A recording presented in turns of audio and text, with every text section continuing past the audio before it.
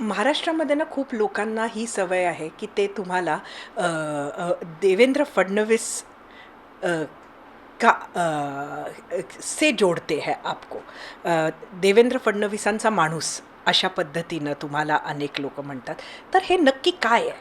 देखिए, देवेंद्र फडणवीस जी का मानुस आदमी, म्हणजे हा कोई फडणवीस हनुमान, का आदमी ये हनुमान, कोई भी वर्ड बोले, हम्म, हम्म, मेरा ऐसा मानना है कि देवेंद्र जी महाराष्ट्र के भारतीय जनता पार्टी के एक प्रमुख लीडर हैं। हम्म, और एज अ रिस्पॉन्सिबल, चाहे पार्टी ने उनको अध्यक्ष बनाया, जब मैं पार्टी ज्वाइन किया तो वो अध्यक्ष थे, हम्म, फिर वो मुख्यमंत्री बने। हम्म, जब हम विरोधी पक्ष में थे तो वो पार्टी के हम्म, विरोधी पक्ष नेता थे, वो हम्म, पार्टी के उप मुख्यमंत्री थे, फिर पार्टी के वो मुख्यमंत्री, पार्टी ने उनको मुख्यमंत्री बनाया। हम्म, हम्म, आज मेरी लॉयल्टी मेरे जो भी पार्टी के साथ है वो भारतीय जनता पार्टी के आइडियोलॉजी के साथ है। हम्म, पार्टी के प्रमुख होने के कारण वो हमारे नेता हैं, हम्म, और जो नेता बोलते हैं वो कोई भी कार्यकर्ता काम करता है पूरा। हम्म, तो आज मैं हूँ, और ये तो सौभाग्य की बात है, अगर उनका मेरे पे कोई विश्वास है हम्म, तो मैं इसमें बहुत ही अपने ऊपर एक सौभाग्य की बात मानता हूँ हम्म, कि मेरे जैसे नॉन पॉलिटिकल आदमी, नॉन पॉलिटिकल बैकग्राउंड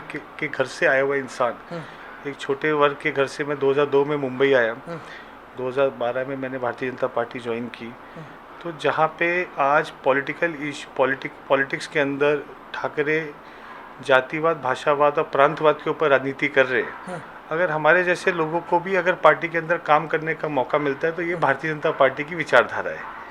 तो आज अगर भारतीय जनता पार्टी आज पर प्रांतीयवाद और भाषावाद से उठ के राजनीति कर रही है, और ये सबको मौका दे रही है कि हर आदमी का एक रोल होता है। कोई अच्छा प्रवक्ता हो सकता है, कोई अच्छा मैनेजमेंट कर सकता है, कोई अच्छा फेस पब्लिक लीडर हो सकता है, कोई लोगों का समस्याओं में अच्छे सॉल्व कर सकता है। हर एक आदमी के अंदर एक उसकी यूएसपी होती है।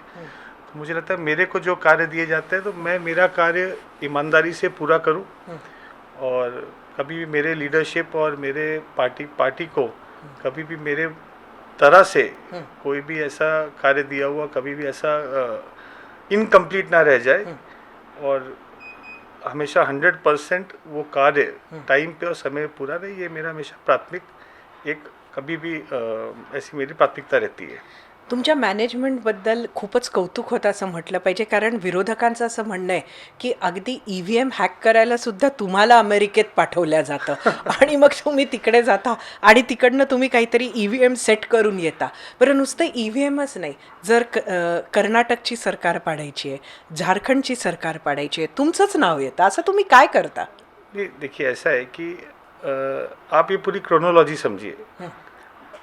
2019 के बाद से 2019 के बाद से लेकर जब ये सरकार गिरी, तो जिस तरह से माननीय उद्धव ठाकरे साहब की सरकार भारतीय जनता पार्टी के नेताओं के ऊपर एग्रेसिव थी, वो आज की, मेरा ऐसा सीता जी थोड़ा सा बैकग्राउंड में जाते हैं कि पूरी राजनीति नरेटिव बिल्डिंग पे हो गई है कि कौन कैसा नरेटिव सेटअप करता है, बिल्कुल. और वो नरेटिव के अंदर आप उस ट्रैप में आते हो, डिफेंड करते हो, या आप उस नरेटिव को फाइट करते हो। तो जिस तरह से ये लोगों ने आज man to man narrative set करने की कोशिश की, तो 2019 के बाद से जिस तरह से केसेस, कंट्रोवर्सीज, अलग अलग टाइप के इश्यूज निकल के आए पूरा, तो जब भी मुझ पे आरोप लगते गए वो आरोप कभी कोई सिद्ध नहीं हो पाए। इन्होंने अभी लास्ट में ईवीएम हैकिंग की बात की, अभी अमेरिका जाकर मैं ईवीएम हैक कर रहा हूँ, तो इस तरह के इतने तुम्ही गेला सीनियर, होतात का अमेरिकेला? मैं तो इधर ही था। हं? मैं तो अमेरिका गए हुए मुझे 2.5 साल हो गए। हां. तो इस तरह के आज कुछ ऐसे मीडिया हाउसेस को एक कोई भी एक सोशल मीडिया के ऊपर ट्वीट करता है, फिर वहाँ से वो स्टोरी को प्लांट कर देते हैं, फिर वो नरेटिव बिल्डअप की चालू करते हैं, फिर उसके ऊपर ट्रोलिंग होती है। ये एक तरह की नई राजनीति चालू हुई है। फिर या तो आप उसको डिफेंड करो, आप उससे डर जाओ और आप चुप होके बैठ जाओ, और अपने आपका जो फोकस काम का है आप वो फोकस से डिफोकस हो जाओ। तो ये एक स्ट्रेटेजिकल मूव होता है जो अपोजिशन करती है कि आपको डीफोकस करने के लिए। ये आपको डिसाइड करना है कि आपको डीफोकस होना है कि आपको फोकस्ड रहना है, और इस नैरेटिव को कैसे तोड़ना है।